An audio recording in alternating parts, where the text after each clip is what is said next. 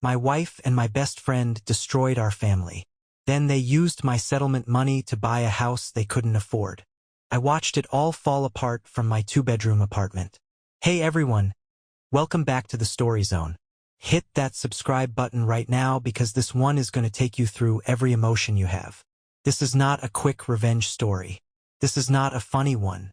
This is the kind of story that starts with a family, a real one, built over years, and takes you through what happens when the two people you trusted most in the world decide, together and in secret, to burn it down. And then what happens when the man they burned it down on turns out to be someone they severely underestimated.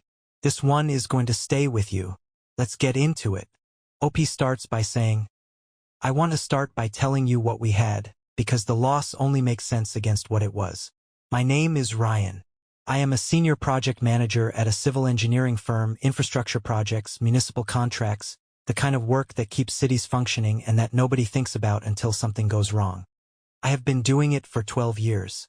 The pay is good, reliably good, the kind of income that lets a family live without financial anxiety if the family is managed reasonably. I am, by nature, a person who manages things reasonably. That is both my professional strength and, as it turns out, the thing that made me easy to underestimate. My wife Claire was a teacher at the time this story begins. Working her way toward an administrative role she had been building toward for years. Smart, driven, well-liked in her district, genuinely good at her job. Her salary was decent. Mine was considerably more. The life we had, the house, the cars, the vacations, the general comfort of it was built primarily on my income, and I want to be honest about that, not because I resent it but because it becomes important later. I paid for Claire's master's degree in school administration.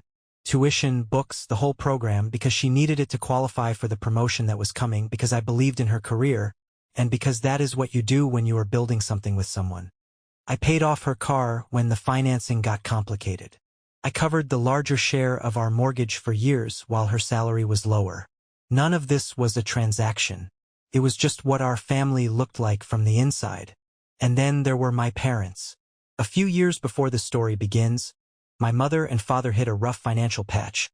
My dad's small business had contracted. Some unexpected medical bills had landed, the kind of compounding pressure that catches people in their 60s off guard. They were in danger of losing their house. I stepped in. I covered their mortgage payments for 14 months while they stabilized.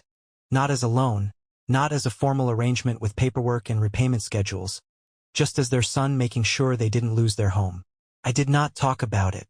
I did not want them to feel diminished by needing the help, and I did not want anyone's gratitude or recognition for giving it. They were my parents. That is what you do. I believed that completely. I want you to hold on to that detail because it comes back at the end of the story in a way I did not see coming. Across the street lived Greg and Lisa.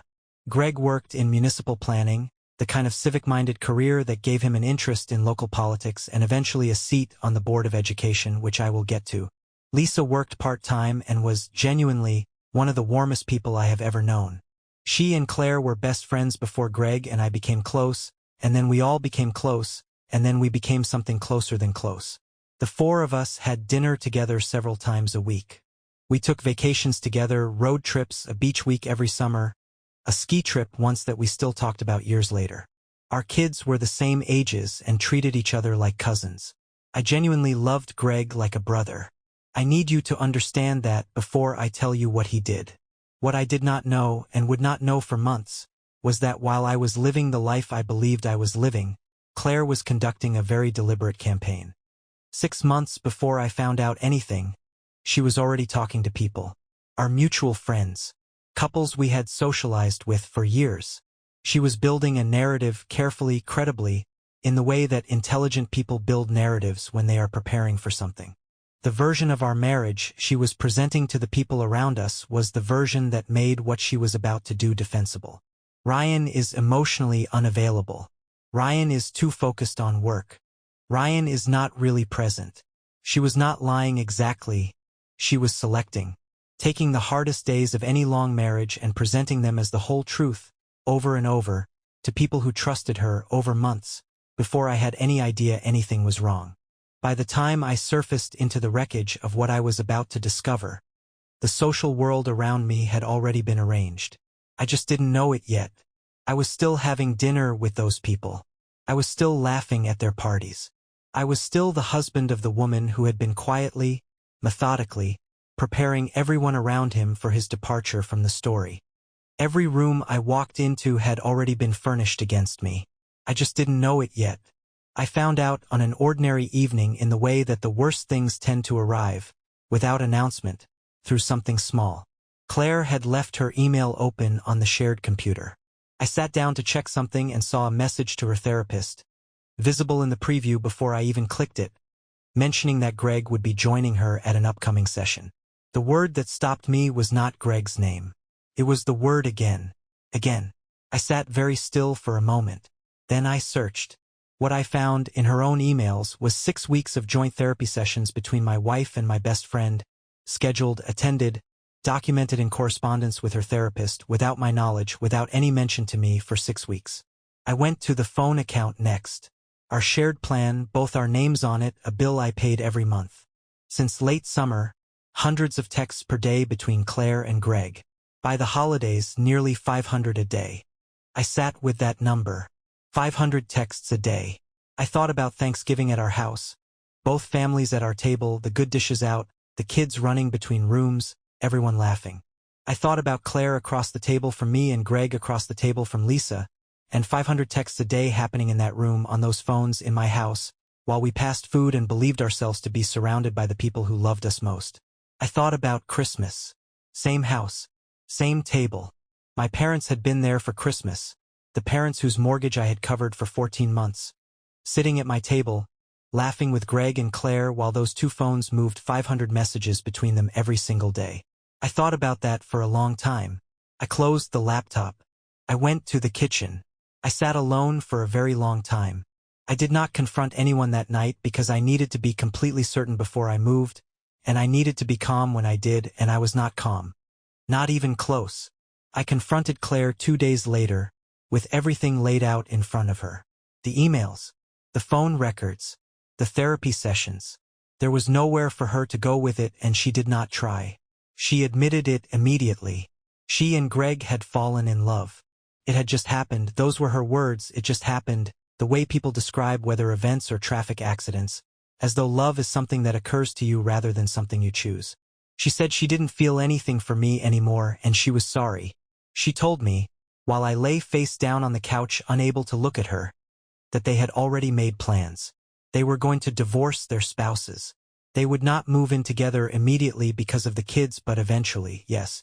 The therapy sessions had been for the purpose of figuring out how to break this to Lisa and me as gently as possible.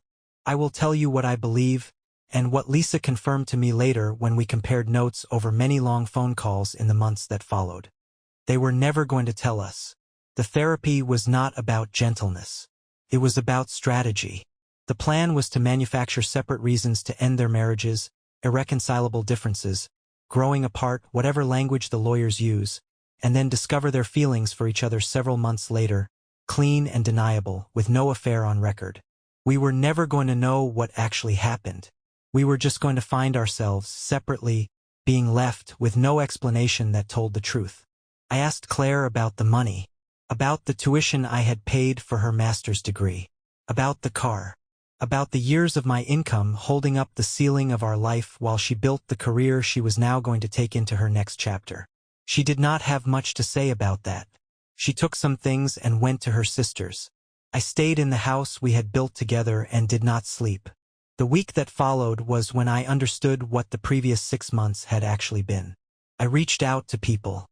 Friends I had known for years, men I had considered mine, couples we had spent years with, people I had assumed were simply our friends and therefore still mine. The responses were lukewarm in the specific way that tells you everything. People were busy. They would catch up with me soon. A guy I had known since before I met Claire was suddenly, consistently, hard to reach. A woman from Claire's school who I had always liked genuinely. Someone I had had real conversations with at a dozen dinner parties. Ran into me at the grocery store, made eye contact and found somewhere else to be. Fast. The way people move when they have been told something about you and are hoping you did not notice. I noticed. I had been prepositioned as the problem. Claire had spent 6 months building the case, and these people had heard it and made their choice before I even knew there was a choice to make. I was trying to walk into a room that had been furnished without me. Every single one of them had received her version of our marriage, the carefully selected, strategically distributed version, and had decided, without ever hearing mine, which side they were on. Then my parents called. My mother wanted to talk. She suggested, carefully, that I consider whether I had done everything I could to save the marriage. She said, and I want you to hear this exactly as I heard it, she said, Claire seems to be handling this very maturely. I asked my mother when she had spoken to Claire. A pause. Last week, she said. Just coffee. Just to check in. I thanked her for calling. I ended the call. I sat in my house with the lights off and understood that my own parents, the parents whose mortgage I had covered for 14 months 3 years earlier, the parents I had never once made feel indebted or small about needing that help, had gone to see my wife. The woman who had been conducting a secret affair with my best friend in my own home for months, and had come back describing her as mature. I sat with that for a while. My birthday came 2 weeks later. My kids made me a card.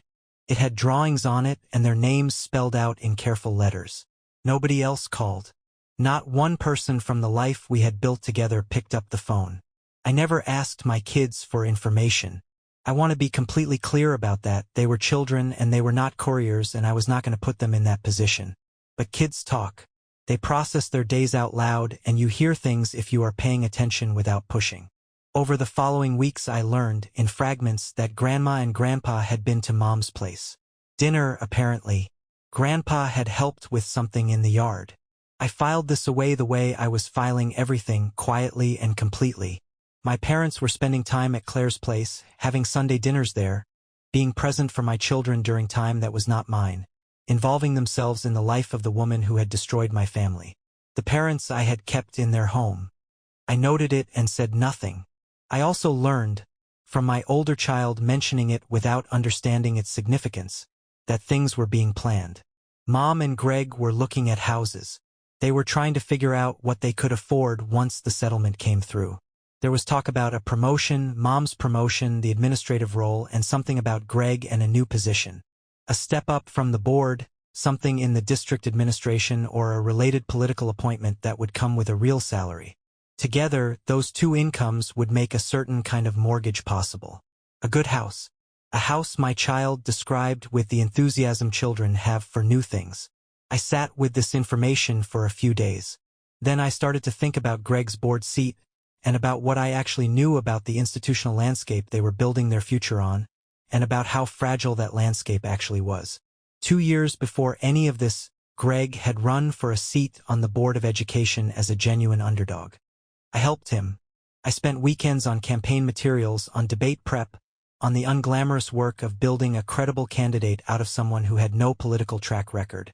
Claire used her professional standing in the district. She was well-known, well-liked, trusted by colleagues and parents alike, to quietly advocate for him, to get his name in front of the right people, to lend him credibility he hadn't earned yet. Greg won by a few dozen votes. He would not have won without us. Without her reputation and my labor. We built that for him. The board became the center of Greg's identity. Committees, events, his name in the local paper, the community standing that a man in municipal planning doesn't usually get to have. He loved it. It was the most important thing in his life outside of his family, and then, apparently, instead of his family. I thought about this carefully. An affair between a sitting board member and a district employee who was being considered for a senior administrative role was not simply a personal scandal. It was a professional one. It potentially violated district policy. It was, at minimum, a serious political liability for Greg and a serious professional liability for Claire. I had plenty of evidence, the texts, the phone records, the therapy emails, admissions from both of them in writing. But a betrayed husband arriving at the board with a folder of evidence is an emotional story. And emotional stories are easy to dismiss. I needed Greg to destroy himself. I thought about who Greg was. I thought about his relationship with his reputation, with his public standing, with the board seat that had become his entire identity. I thought about what he would do if he believed that his secret was about to become public in the worst possible way. Then I made a person up. I told Claire, in a conversation that I kept carefully neutral, that a mutual friend, someone who had found out about the affair, was furious. Furious enough, I said, to be planning to show up at the next board meeting and expose them both publicly. I told her I had tried to talk this person down. I told her I couldn't guarantee it wouldn't happen. I delivered this information with the specific, pained credibility of a man who is trying, despite everything, to protect people who have hurt him, because that is exactly the kind of person Greg and Claire believed me to be. Manageable. Reasonable. The kind of person who absorbs damage quietly and tries to keep things civil. I was not being that person in this moment. I went home and I waited. Greg concluded, in approximately the time it takes a man whose entire identity is built on a public position to do the math on public humiliation, that the only viable move was to get ahead of it. He went to the board himself. He preemptively admitted the affair. He sat across from the people he had served with and told them what he had done, because he believed that if he didn't, a furious friend was going to do it for him in front of a room full of people. The superintendent, a woman who had been a longtime friend of both Greg and Claire, who had known them for years, called Greg in and tearfully recommended he resign. He resigned. Lisa told me later that Greg barely got out of bed for days afterward. The man whose community identity had been entirely built on that seat, gone. Self-ejected. Brought down by his own hand. Undone by a ghost I had constructed in about 4 minutes on a Tuesday afternoon. A few days after Greg resigned, the superintendent called Claire. It was no longer politically appropriate, she explained, for Claire to be promoted to an administrative position within the district. The position that Claire had spent years building toward, the master's degree I had paid for, the principal's endorsement, the superintendent's own encouragement, the carefully constructed trajectory, was given to an outside candidate. Just like that, the day after Claire was told, we had a prior commitment we couldn't cancel, our son's birthday breakfast. We took him to a diner he loved. We sat across from each other and were parents together the way you are when the kids are there and the situation requires it. Halfway through the meal, a parent from the school district stopped at our table. She smiled at Claire and said she had heard the good news about the new role. She said, "Congratulations." Claire said thank you. Then Claire excused herself to use the restroom. She was in there for a while. I sat with my son and looked at his birthday pancakes and waited for her to come back. I did not smile. I just waited. A couple of weeks later, just before Claire moved out, I told them both the truth. There was no furious friend. There had never been a furious friend. There was only me, a man who had spent 12 years building something, who knew exactly how Greg would respond to the threat of public humiliation, who had been right about that the way he tends to be right about things when he has had enough time to think. Greg's board seat, gone. Claire's promotion, gone. The reputation Claire had spent 20 years building in a small town where everyone knew her name, damaged in ways that would take years to assess. All of it from one conversation I had with my wife on a Tuesday afternoon. I told them this quietly. I did not need to be loud. The results were already in. The divorce was not quiet. Claire wanted the house. She wanted significant alimony. She wanted maximum child support. She had a lawyer who was good at her job and an argument that was built on the version of our marriage she had spent 6 months pre-distributing to anyone who would listen, the emotionally unavailable husband, the man too focused on work, the marriage that had been empty for years. My lawyer was also good at his job and it cost me accordingly. The process was long and fought and expensive in the way that contested divorces are expensive, not just financially, though it was that, but in every other currency too. Time, energy, sleep, the specific exhaustion of having to reconstruct your own life in the gaps between legal filings, of having to sit across a table from someone you built a life with and negotiate the terms of its demolition. There were days I sat in my car in the parking lot after a session with my lawyer and just breathed. Not crying, not angry, just breathing, trying to locate the version of myself that was going to keep functioning, because the kids needed that version and I was not going to let them down. The house was sold. Split 50-50. My share went to legal fees and a security deposit and the first few months of rent on a 2-bedroom apartment on the other side of town. Claire combined her share with Greg's money. He had sold his own assets as part of his divorce from Lisa and bought a house. A real house, the kind with a yard and a proper kitchen, in a neighborhood that required a mortgage that assumed a certain level of income. My kids mentioned it a few times in the way kids mention new things. Sounds nice, Mom's house. It's big. She seems really happy with it. I nodded and asked what they wanted for dinner.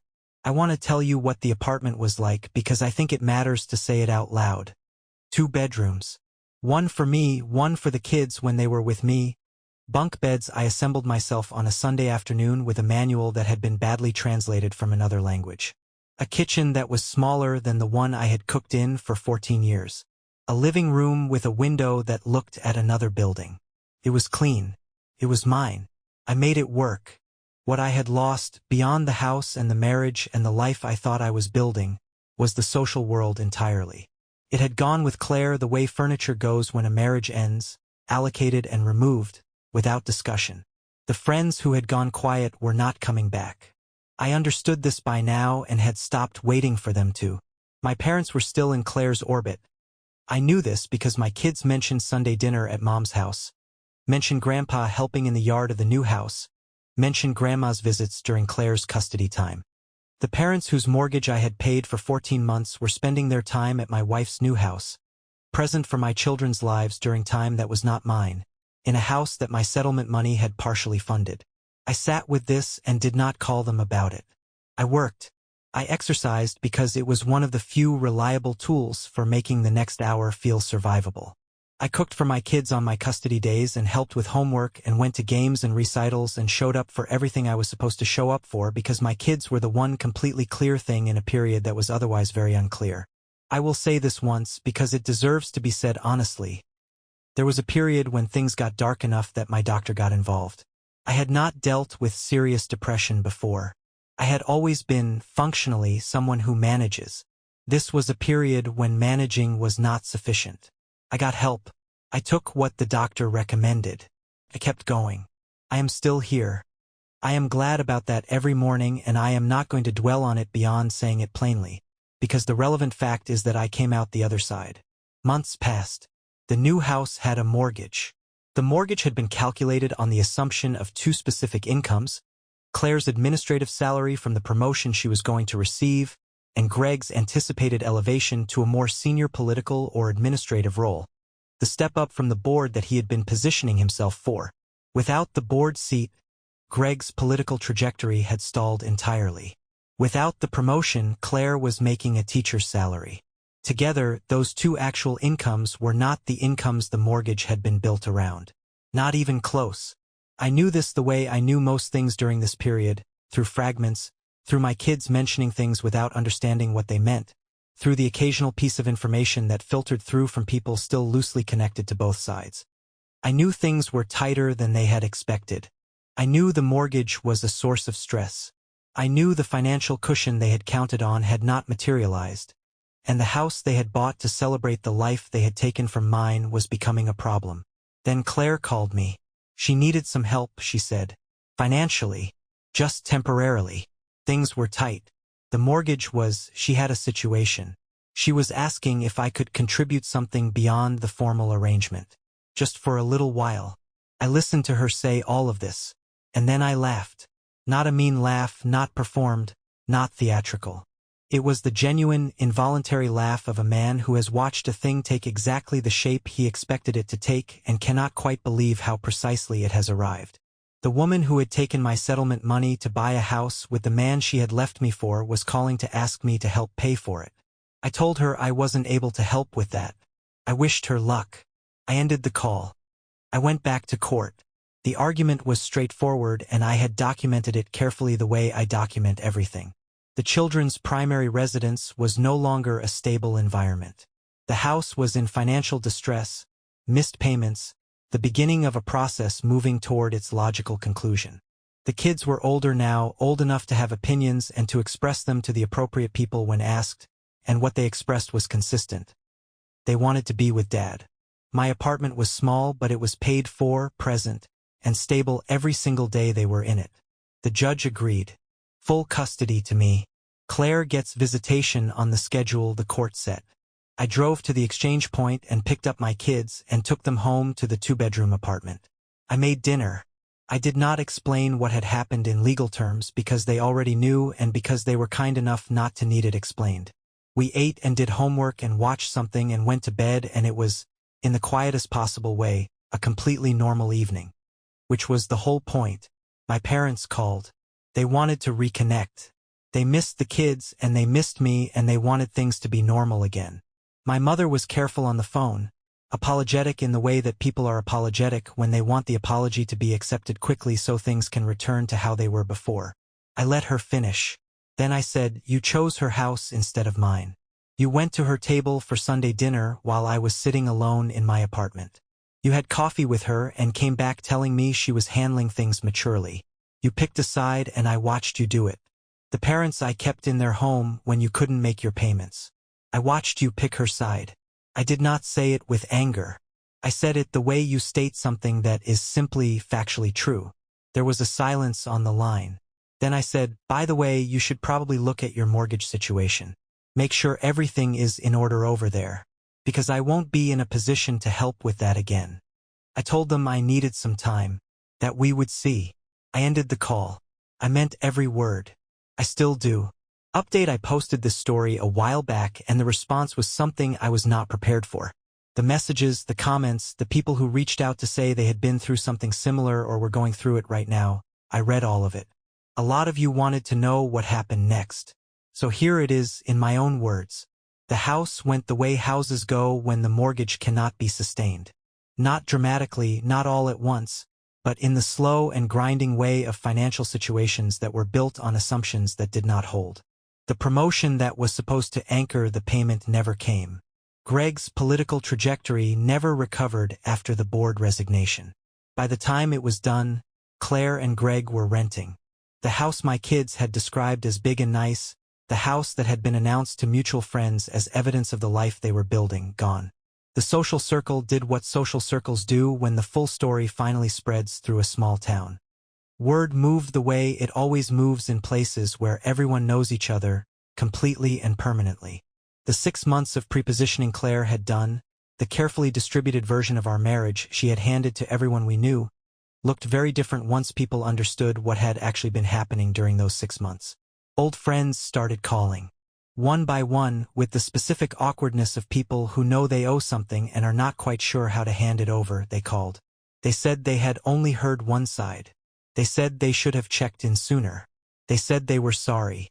I thought about my birthday, the card from my kids with the drawings on it, the phone that did not ring once. I thought about the grocery store, and the woman who had found somewhere else to be, and the guy I had known before I ever met Claire who had gone suddenly, consistently quiet. I thought about all the dinners those people had been to, all the vacations, all the years. And then I thought about how long it took them to call once the story changed. I was polite. I thanked them. I did not rebuild those friendships because you do not get to decide whose corner you are standing in and then move to a different corner when the outcome becomes clear. Too little too late is a complete sentence and I had learned how to finish sentences. I got promoted at work. Senior role, better title, the career I had been building in the background of everything kept building. The engineering firm had noticed what my colleagues had always known, that I am someone who delivers, reliably, regardless of what else is happening in my life. I met someone. I will describe her the careful way I describe things I do not want to jinx, funny, direct, easy to be around. Someone who does not require managing and does not want to be managed. She is good. The kids like her. That is the only metric that matters and it has been met. My parents are working their way back. Slowly. On my terms. I have not closed the door entirely because they are my parents and because my kids love their grandparents and because I am not, at my core, someone who enjoys withholding. But the door is narrow right now and they are walking through it carefully, which is exactly as it should be. They did look into their mortgage situation, by the way. They wanted me to know that. I said good. That was the end of that conversation. What I have now is this, my kids full-time in the 2-bedroom apartment that I made work and that we made a home. Promotion. Person who makes me laugh. Mornings that start without the weight of all of it pressing down before I am even fully awake. I still have nights that are hard. I still fall asleep to audiobooks sometimes because the silence fills up with things I would rather not sit with yet. I still miss, in the abstract and probably permanent way, the family I thought I had. I miss coaching my son's soccer team the way I did when we were still a family. I miss the Sunday dinners that used to happen at our house, the ones where both sets of kids ran between rooms and nobody wanted the night to end. I miss having someone to tell the small things to, Not the big events, just the ordinary daily things that are not worth a phone call but that you want to say out loud to someone who is there. I miss that. I think I probably always will. But the kids are good. The work is good. The new person is good. And on most mornings I wake up and the first thought is something other than any of this. That is what the other side looks like from where I am standing right now. Not a finish line. Not a clean ending. Just a morning, and then another one, and the quiet accumulation of a life that is genuinely, finally, mine.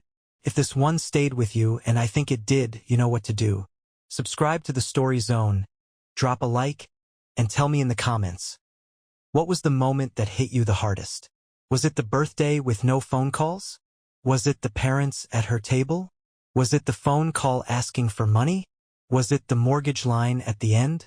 Or was it Ryan going home after full custody was granted and just making dinner like it was any other night? Drop it below. We see every comment. We will see you in the next one.